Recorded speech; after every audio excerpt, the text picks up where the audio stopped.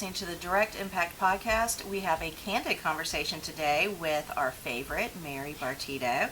And we are talking about how to add a little bit of spicy to neurospicy. Yeah. Because we talk about neurodivergency a lot.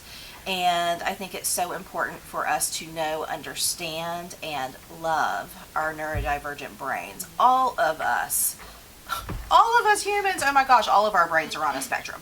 Like, we all are. And it's just important, again, just to know, to understand, and to work with, not against your brain. Society, academia, all of that growing up, it was really just trying to, put a round, peg in a square hole, like it's, and that I think can be very traumatic. So society has kind of like taught us that there's one way a brain should be. That is absolutely untrue. Okay, like there's nothing true about that. So we talk a lot about being spicy, like be neurospicy, have fun with it. Mary facilitates a group for adults. So talk to us a little bit about neurospiciness and loving our brains. So that's why I wore this shirt today, because it's like I'm not procrastinating, I'm going on side quests. That's how I like to view it. Say it again. I'm not procrastinating. I'm doing side quests. I'm doing side quests, yeah. Yes. And it's funny because so I like playing, not role-playing, but open-world video games, and that's kind of how my playing goes, is I've got the main quest, but I ended up doing like 50 different side quests, and then I go back to the main one. I'm like, well, this is great, but I like my side quest a little better. But going back to like the group, it's been a great group. Obviously, sometimes it's not consistent with participants, just because obviously we're all neurodivergent. So, a lot going on, but what I've really enjoyed about it is like what you're talking about, of just having this idea of what a brain is supposed to operate like. And I think a lot of the participants, myself included, we have this one little thread that connects us, and we see these difficulties, these struggles, these victories show up in so many different ways. Like this past week we talked about emotional invalidation, the myths about ADHD and neurodiversity, and just the participants I had, they're like, wow, yeah, that shows up. This is how I see it, and we were able to connect that, because that is one of the things, like working with a neurodiverse population I've enjoyed, is helping people see, like, yes, this is a beautiful superpower, but it comes with some struggles in this world. Yeah, in our society, it comes with and struggles. It's been great to help people accept that, work through those traumas, those demystifying these beliefs of, I don't know, I'm not good enough, I'm just not smart, whatever it is. And it's like, no, you are. It's we're just working with a different brain that is beautiful.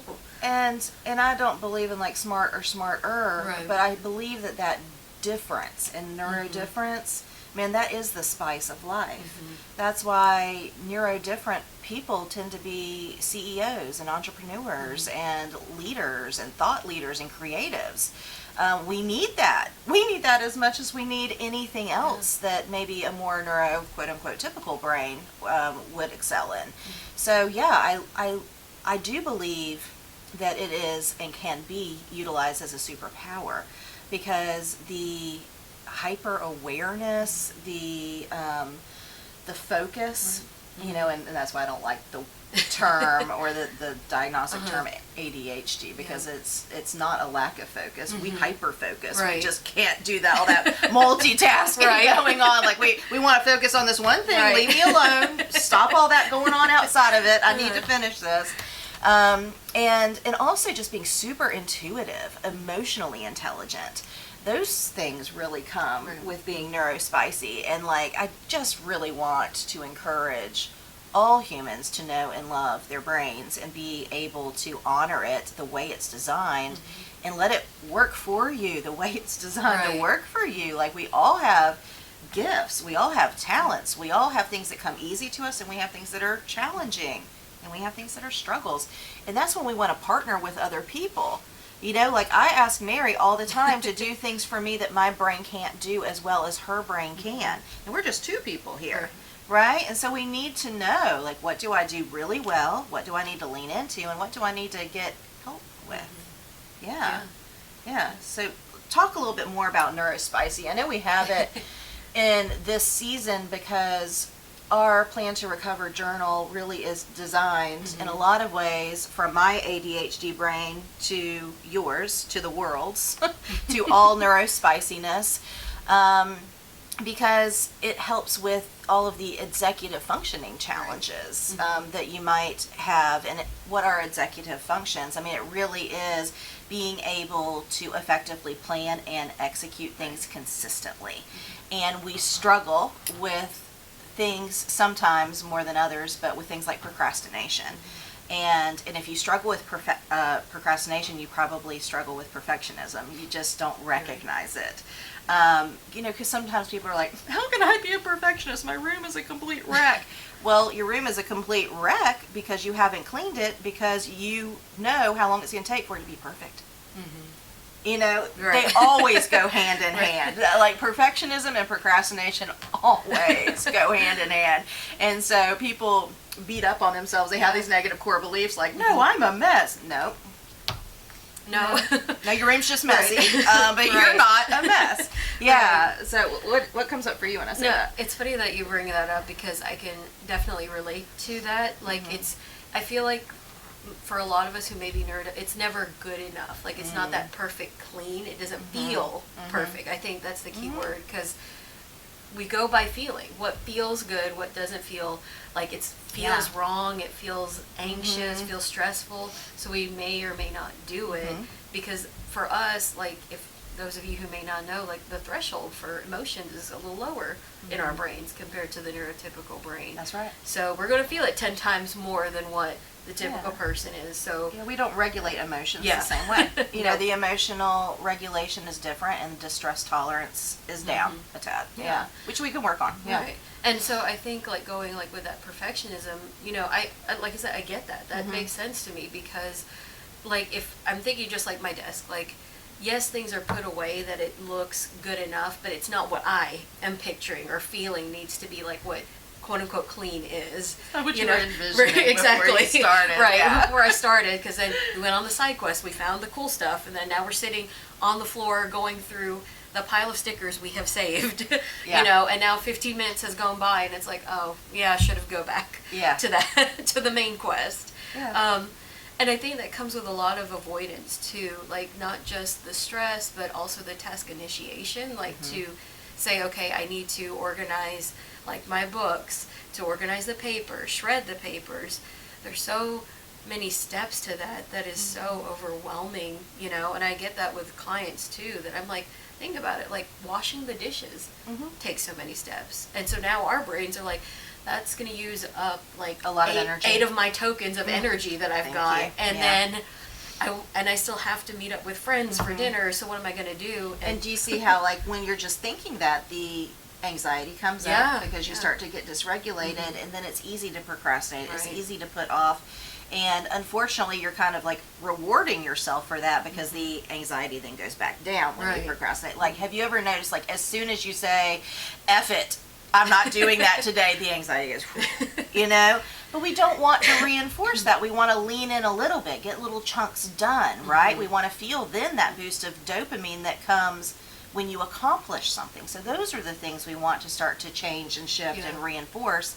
And I do believe that that is what the journal is designed to do, to take small stabs, little chunks, and let those little chunks eventually build up to go a long way. You're really addressing a lot of those negative core beliefs that say, like, I'm not doing it right, I'm not doing enough, I'm not doing good enough, I don't stick to things, I don't know, like I'm a quitter. All of that stuff is what we are really working on, diminishing and expelling and saying, no, that's not true. Look at what I can accomplish every single day. As you were talking, Mary, I'm just thinking, okay, that's one thing I put in the journal. That's one thing I put in the journal. When you're talking about, I want to organize my desk. Why wouldn't that be something that you work on for 90 days? I want to organize my office. Okay, so like, how do we take little stabs and little chunks of that every day, instead of being like, well, I've got this vision and I have to accomplish it in 24 hours. and then you're just going to procrastinate it because it's too much. And I like that you bring that, because like the listing thing, like going back to my group, you know, group members are sharing their experiences, which I love, because it helps like us know, like that's why group is so great, because it's like I'm not alone. This is how somebody else has done it. Maybe I can take that on. Like one group member was talking about how they only focus like in the journal like 1 or 2 things, and if something else gets done, it's like bonus, we did something good. I was like, yeah, that's great. I love that perspective. But one thing like I noticed too is this feeling of stuckness that some people get, of almost like paralysis. You know, it's like we talk about like those core beliefs of I know we should do it, or that anxiety kind of goes down. But I've noticed for some people, they procrastinate, that anxiety went down just a little bit, but it's still there. And then it's still in the back of their mind. Yeah. And it's like tackling like their self-worth or their perspective. And I just wonder what would be the best way to tackle that. And they can't really, you know, engage their frontal lobe to participate in the executive functioning, because their amygdala in the back of their mind is still sensing a threat. That room, that disorganized room, is still a threat. So even though I've kind of convinced myself, I'm not doing that today, the amygdala is not shut down. So when people say, well, it's still in the back of your mind, I want our audience to hear, their amygdala is still humming. Like it's still back there saying, there's a threat out there somewhere. And I know tomorrow when I walk in, I might even feel worse about it than I felt today walking into it. Yeah. And so, what was your question though? I think that answers part of like where that stuckness comes from, you know, and how to overcome that. Like when the amygdala is like saying there's perceived threat, there's a threat out there. How can we like ease that down so that way it's like, okay, it's safe. I've got a solution. It's right here, and it is called the Plan to Recover Mini Journal for Recovery and Self-Discovery, written from my ADHD brain to the world. And there is only one answer to that, and it is holding yourself accountable to your routine. You know, there is a part of our neurodivergent brains, because we think so big, and we've got such a big picture brain, there is a part of us that rebels when it thinks about routine or structure, even though we thrive in it. Oh my gosh, once it's there or we're forced to do it, we thrive, okay? And we rebel wholeheartedly. I rebelled for at least a decade when it came to journaling or even just holding myself accountable to certain habits that I knew I needed in my life. And so that's how you do it. You establish healthy routines that support your long-term goals. And one day at a time, you start to feel that sense of, you might still get that sense of dread or that anxiety or that overwhelm or that dysregulation, but because you have the routine in place, as soon as you start working through that, it calms down, and then you can go a step further, and it's what we call, it's like vagal toning really at the end of the day, is every time you're feeling that distress but you do something anyway, every day that gets better and better and better, and you're increasing your window of tolerance. We talked about how we don't always have great distress tolerance. Well, you can, and it starts with stuff like this. The things that are simple, they are not easy at all, but they are simple. I will never say that they are easy, but they're simple. And so when people say like, well, how do I get started? You know, people don't like that it's a simple response. Routines, AM routines, PM routines, structure, consistency, self-trust, self-love.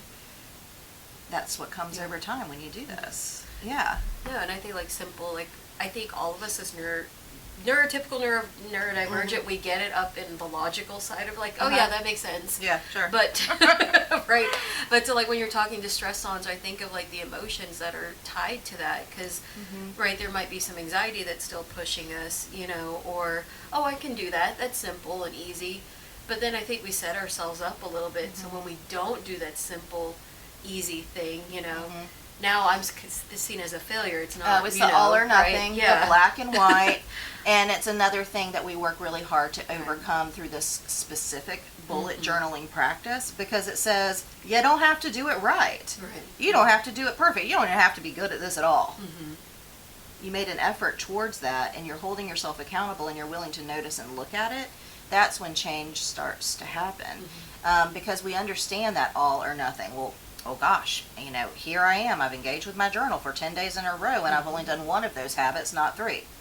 Well, that's one freaking habit that you weren't doing before, So it really does allow for, and it's part of our daily prompts. It really does allow for self-compassion to come up. These are our daily prompts. And so, that's what we're looking at. It's like, what was your victory? What was your struggle? Yeah. Start to notice your triggers and your dysregulation. So you identify that, and then give yourself compassion. And imagine what you want tomorrow to look like. So then you start forecasting for tomorrow. And that's where, a neurospicy brain is going to come to life, because we are so great with our imagery. We are so great with that video that we get to play in our brain about what tomorrow looks like. And we're so good at it that when we imagine it and sit in it and feel that feeling that we want to have tomorrow, we're almost guaranteed to have it tomorrow. We are like the world's best manifestors of all time. We are the best. So why not use our strengths and, our daily prompts are really trying to highlight that and bring that out. Yeah. No, and I think that's so important because, like I said, just in my profession, working with neurodivergent people, that's I think the hardest part is to give ourselves compassion and notice, I did one thing and it's been amazing to accomplish that. And that's what I try to highlight. I'm like, yeah, it's annoying that we didn't get to do the 3, but we did the 1. Let's take that as a win. Yeah. Yeah, and that goes back to that negative core belief of not enough. Right. When it's like, but I did one thing that I didn't do last week. Right. Exactly. So yeah, we really struggle to stay in positive emotion very long, and we definitely drift, with some ease down that default mode network in our heads towards negative. And so we have to work, and we have to spend time in self-reflection and really noticing the victory and staying in it. Another question that comes up, when you say that with the sticking with the negative core belief, I wonder, is just as much as positive emotions, we get the good dopamine, we get the feel good, that's what we're chasing, right? Yeah. I wonder too if sticking in that negative emotion is also just as stimulating, but maybe even more stimulating. That's why we might stick in those negative core beliefs. I think it's addictive. Okay, yeah. Yeah, the word is addictive, because there's that chemical cocktail that is produced, first down here and then goes all the way up, and we become addicted to that chemical cocktail. And just like in procrastination, that is an addiction. It's because we hold on as long as possible until we get so much dread and adrenaline that we force ourselves to do the task. I started to notice that in myself, and I really have done a lot of work around it, but I really noticed it in grad school, and I was like, why do I wait to the last minute to focus on something that I know is going to take a tremendous amount of brain power and energy?